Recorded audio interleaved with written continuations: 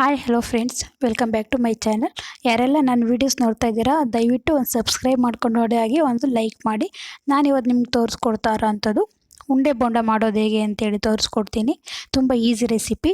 ಒಂದರಿಂದ ಎರಡು medium size ಈರುಳ್ಳಿನ ಕಟ್ ಮಾಡಿ ಇಟ್ಕೊಂಡಿದ್ದೀನಿ ಚಿಕ್ಕದಾಗಿ.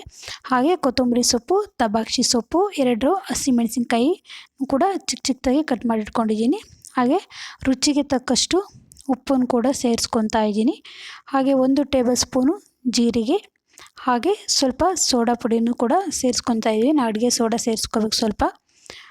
ಇಷ್ಟನ್ನು ಕೂಡ ಸೇರಿಸ್ಕೊಂಡು ನೀವು ಚೆನ್ನಾಗಿ ಕೈಯಲ್ಲಿ ಸ್ವಲ್ಪ ಕಲಿಸ್ಕೋಬೇಕಾಗುತ್ತೆ. ನಾವು ಫಸ್ಟಿಗೆ ಈರುಳ್ಳಿ, ಹಸಿಮೆಣಸಿನ್ಕಾಯಿ, ತಬಾಕ್ಷಿ ಸೊಪ್ಪು ಇದನ್ನೆಲ್ಲನೂ ಕೂಡ ಈ ರೀತಿ ಕೈಯಲ್ಲಿ ಆಡಿಸೋದ್ರಿಂದ ಬೋಂಡ ತುಂಬ ಮೆತ್ತಗೆ ಚೆನ್ನಾಗಿ ಕ್ರಿಸ್ಪಿಯಾಗಿ ಬರುತ್ತೆ. ಮತ್ತು ಬೋಂಡದ ಹಿಟ್ಟಿಗೆ ಅಂದರೆ ಖಾರ, ಉಪ್ಪು ಮತ್ತು ಸೊಪ್ಪು ಇದೆಲ್ಲನೂ ಕೂಡ ಚೆನ್ನಾಗಿ ಹಿಡಿಯುತ್ತೆ. ಅದಕ್ಕೋಸ್ಕರ ಈ ರೀತಿ ಎಲ್ಲನೂ ಕೂಡ ಕಲಿಸ್ಕೊಂಡಾದ್ಮೇಲೆ ಒಂದು ಚಿಕ್ಕ ಬೌಲಲ್ಲಿ ನಾನು ಕಡಲೆ ಹಿಟ್ಟನ್ನು ಸೇರಿಸ್ಕೊತಾ ಇದ್ದೀನಿ.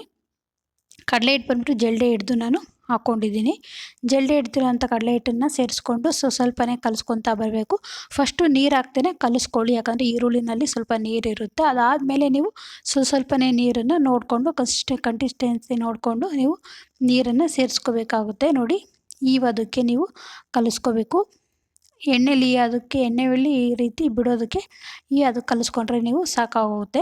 ಈಗ ಒಂದು ಗ್ಯಾಸ್ ಮೇಲೆ ಒಂದು ಬಾಣಲಿನ ಇಟ್ಕೊಂಡು ಅದಕ್ಕೆ ಸ್ವಲ್ಪ ಅಡುಗೆ ಎಣ್ಣೆನ ಹಾಕ್ಕೊಂಡು ಒಂದೊಂದನ್ನೇ ಕೂಡ ನಾನು ಹಾಕ್ಕೊಂಡಿದ್ದೀನಿ. ಈಗ ಎಣ್ಣೆ ಕಾದಿದ ಮೇಲೆ ನೀವು ಒಂದೊಂದನ್ನೇ ಈ ಥರನೇ ಎಲ್ಲನೂ ಕೂಡ ಹಾಕ್ಕೊಂಡು ಬೇಯಿಸ್ಕೋಬೇಕು. ಕಲರ್ ಚೇಂಜ್ ಆಗೋವರೆಗೂ ಕೂಡ ಚೆನ್ನಾಗಿ ಬದಲಾಯಿಸ್ಕೊಂಡು ತಿರುವಾಕೊಂಡು ಬೇಯಿಸ್ಕೊತಾ ಇರಬೇಕು. ತುಂಬ ಕ್ರಿಸ್ಪಿಯಾಗಿ ಚೆನ್ನಾಗಿ ಬರುತ್ತೆ.